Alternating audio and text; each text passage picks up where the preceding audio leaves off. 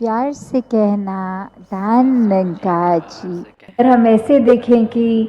जो भी चीज़ें हैं, कोई भी हैं, अगर शिक्षा लेनी है तो उसमें बहुत कुछ है लेने को। तो जैसे हम सब यही यत्न करें कि सेवा भी कर सकें, सुमिरन भी अधिक से अधिक करें, और सत्संग का भी ये जो इतना हमें सौभाग्य मिला है, तो इसमें भी आके एक असल रूप में इस निरंकार, इस परमात्मा के साथ ऐसे जुड़ जाएं कि ये लिफ्ट कभी टूटे नहीं, और हमेशा हम चाहे कोई भी कार्य कर रहे हों, जिस प्रकार हमारे श्वास चल रहे होते हैं और कार्य भी होते रहते हैं साथ साथ, वैसे ही हम इस तरह इस प्रभु निरंकार के साथ एकमिक हो जाएं कि कुछ भी हो पर इसी में ही जी रहे हैं, ये एहसास बना रहे।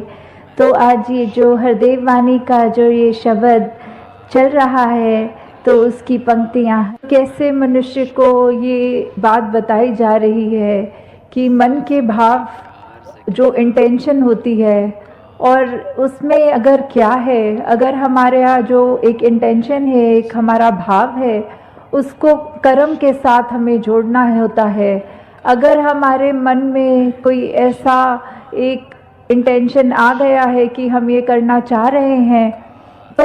वो सिर्फ ख्याल रूप तक ही तब तक है जब तक उसको हमने कर्म का पार्ट नहीं बना दिया, कर्म में ढाल नहीं लिया। तो वो फिर एक हमारी नियत, हमारा करने का जो मन का भाव है, वो उस तरह हो जाता है कि जैसे एक इंसान अगर गलत सोचेगा तो फिर वो गलत ही करेगा, अगर वो पतन की ओर जाएगा तो फिर एक उसके कर्म उसको और नीचा धकेलेंगे। तो बात सिर्फ सोच की है, मन की है। मन में ऐसे बुरे ख्याल अगर आएंगे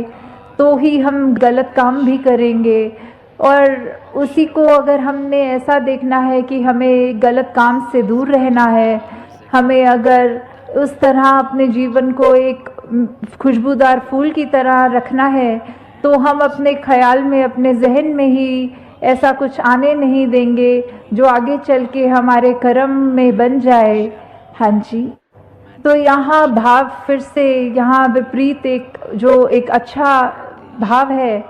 तो वो देखें कि कैसे वही इंसान अगर हो पर मन में उसके जो भाव आ रहे हैं वो अच्छाई के लिए आ रहे हैं, कुछ अपने लिए अच्छा, पूरे समाज के लिए अच्छा, अपने मन को और एक सुंदर रूप देने का, अपने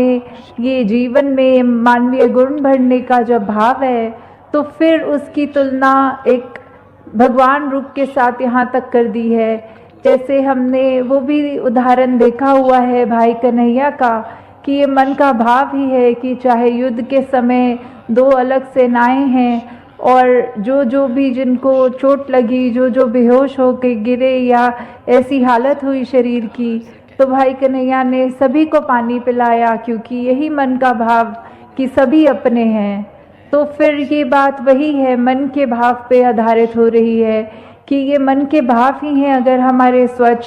तो हमको वो एक भगवान का दर्जा भी हमारे अंदर ये आ रहा है कि एक मनुष्य होते हुए हमारे कर्म एक इतने ऊंचे हैं। और यहाँ वही अगर हमारा एक मनुष्य होने के बावजूद हम अपने ऐसे कर्म करें जिससे हम दूसरों को एक चोट पहुँचाएं, तो फिर हमारा इंसान का चाहे एक आकार वो है, पर साथ में यही कहा जाएगा कि ये मनुष्य नहीं, ये शैतान है। तो जब अगर कोई इंसान अपना इलाज करने जा रहा है डॉक्टर के पास, और वो जो एक सर्जरी होती है, तो डॉक्टर के हाथ में एक सर्जिकल नाइफ होती है जिससे उसको वो शरीर को काटना होता है, और वो अंदर जो भी शरीर के खराबी है उसको सही करना होता है। और वहीं अगर कोई चोर लुटेरे डाकू की बात आती है, चाकू तो उनके हाथ में भी होता है। अब ये दोनों चाकू तो चाकू ही है, चाकू का उसमें कोई दोष नहीं है, वो तो जिसके हाथ में है, अगर कोई डॉक्टर के हाथ में है तो वो एक परोपकार का काम कर रहा है, वो चाकू वो किसी का शरीर ठीक करने के काम आ रहा है। और अगर वही चाकू एक डाकू के या किसी के ऐसे मन में है जिसके भाव ठीक नहीं है,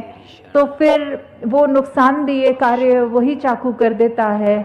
तो कैसे अगर हम ये बात को भी सोचें कि हम अगर अपनी नीयत ही ठीक रखें तो हमारे लिए जो भी एक सामान है, एक इस दुनिया में जहाँ विचरण कर रहे हैं, पदार्थ हैं हमारे, हमें कैसे उनका हमेशा सदुपयोग ही करना है, ये मानते हुए कि परमात्मा ने दिए हैं तो बस उसका शुक्रिया है। और जो भी हमारे पास साधन है उसको सिर्फ परोपकार के लिए ही लगाएं। हाँ, तो यही उदाहरण आगे बढ़ता हुआ कि डॉक्टर ने तो फिर उस चाकू से रक्षा करी है एक इंसान की, और डाकू ने उसी इंसान को नुकसान दे दिया। तो ये बात ऐसी है कि नियत की ही बात है कि जब एक अच्छा कार्य हमें करना है, हमने उसकी तरफ अपनी ये ध्यान लगाया और सोचा इसको एक रूप दें अच्छा,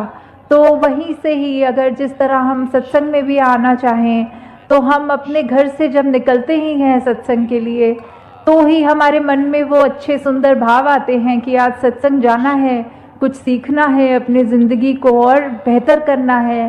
तो वैसे ही एक अगर हम यात्रा अपनी कर भी रहे होते हैं उसमें भी हमें ये निरंकार का एहसास लगता है कि टाइम से सत्संग पहुंच जाएं, अच्छे से महात्माओं जो भी बोलेंगे, किस रूप में बोलेंगे वो सुनेंगे भी,